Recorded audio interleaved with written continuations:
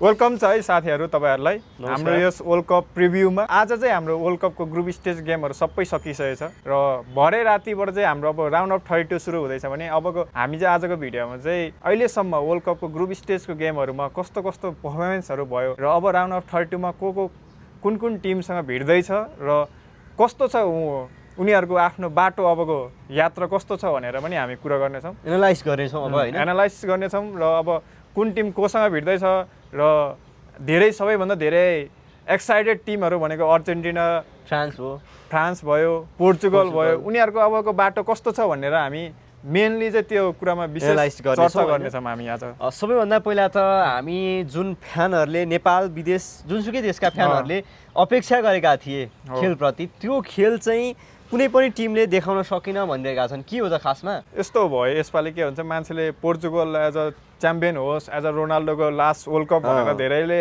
आशा राखेको थियो, तर त्यो हिसाबको परफर्मेन्स चाहिँ पोर्चुगलबाट भएन। न पोर्चुगलबाट भयो न त रोनाल्डोबाटै भयो भनौं न। रोनाल्डोबाट नि भएन र पोर्चुगलको टिम होल टिमबाट नि भएन र अर्जेन्टिना एज अ फर्ममै छ। आज नि उनले 3-1 ले जित्यो र फ्रान्स आफ्नै लयमै छ। फ्रान्सलाई त मलाई लाग्छ फ्रान्स त यो दावेदार मध्ये एकै भन्न पनि सकिन्छ हामीले। अब मैले त टप 5 टिममा फ्रान्स राखेकै थियो यसभन्दा अगाडिको भिडियोमा र हामी एकचोटि हामी एकचोटि हेर्दिम न त राउन्ड अफ 32 को कुन पोलमा छ, कुन पोल चाहिँ अलि स्ट्रङ देखिरहेछ, कम्पिटिसन देखिरहेछ भनेर हामी एकचोटि भनौँ।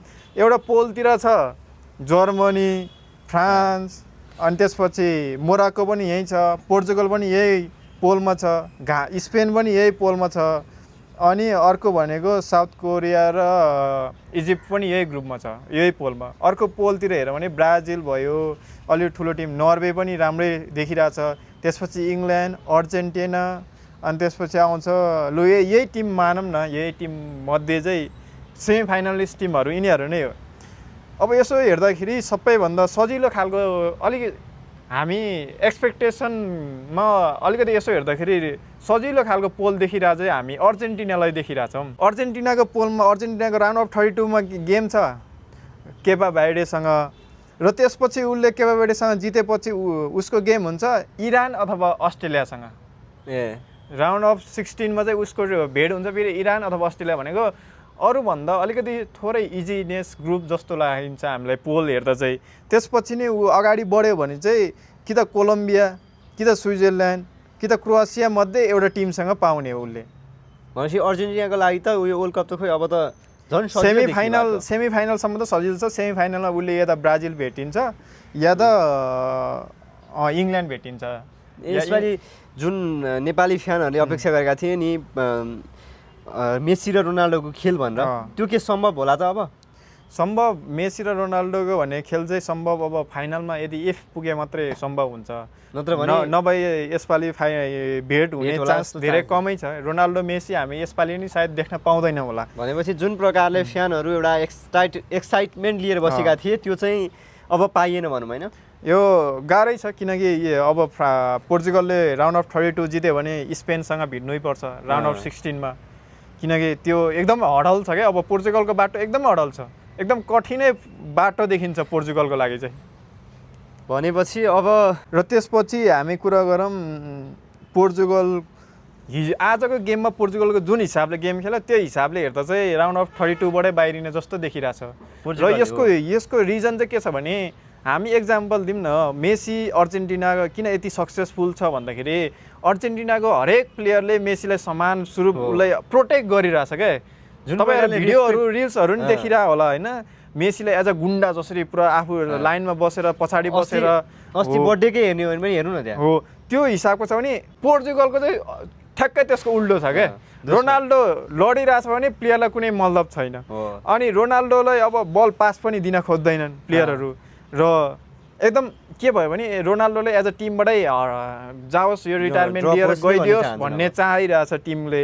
त्यही कारणले यसपालि पोर्चुगलको बाटो चाहिँ म धेरै नै कठिन देख्छु। एज अ प्लेयर आफ्नै टिमबाट उसको समान छैन, आफ्नै प्लेयरहरूले उसलाई रेस्पेक्ट दिँदैन भनेपछि त त्यो प्लेयर जति नै लेजेन्ड भए पनि एकदमै खराबै हुन्छ। क्याप्टेन छ जो नेभिस भन्ने पोर्चुगलको, उसले इन्टरभ्यूमा के भन्छ, रोनाल्डो हामी जस्तै सेम प्लेयर हो भनेपछि के भयो त त्यो प्लेयरलाई यतिसम्म गाली भयो भने उसको गर्लफ्रेन्डसम्मकोलाई पोस्टमा गएर गाली गर्दै थियो। प्लेयर गर्लफ्रेन्डले के भन्छ, तिम्रो गडलाई चाहिँ तिमी रिटायरमेन्ट लिएर जाऊ भन्ने काम छैन अब टिममा भन्नेसम्मको अवस्था आइरहेछ भनेपछि त एकदम विवादित बनिरहेको छ यो वर्ल्ड कप रोनाल्डोको लागि विशेष गरेर। आफ्नै टिमभित्र नै उनीहरू आफ्नो एकजुट भएको छैन क्या, त्यो देख्दा चाहिँ समस्या लाग्यो। त्यही देख्दाखेरि पोर्चुगलको बाटो धेरै नै कठिन छ। त्यो पोर्चुगलको बाटो कठिन गर्नुमा पोर्चुगलकै टिम र उनीहरूकै टिममेटबाटै भयो भन्दा पनि सक्यो होइन।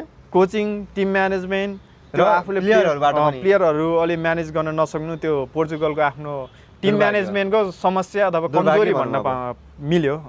तर त्यसो भन्दै गर्दा हामी धेरै नेपालीहरूले एउटा अपेक्षा गरेको र आश राखेको टिम हो मेसीको टिम अर्जेन्टिना होइन। तर अर्जेन्टिनाको खेल हेर्ने हो भने त फेरि अर्जेन्टिनाले यसपालि पनि ट्रफी उचाल्छौँ है भन्ने प्रकारले नै गइरहेको छ, अगाडि बढिरहेको छ होइन। त्यसलाई सिधै भन्न मिल्दैन त।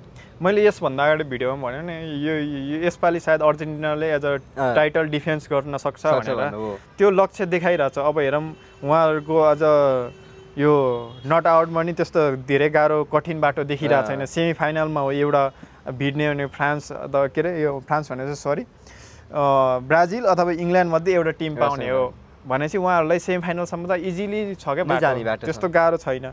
जस्तै अब यतापट्टिको पोलमा हेऱ्यो भने अब हामी यसपछि राउन्ड अफ 16मा फ्रान्स भर्सेस जर्मनी देखिन्छौँ।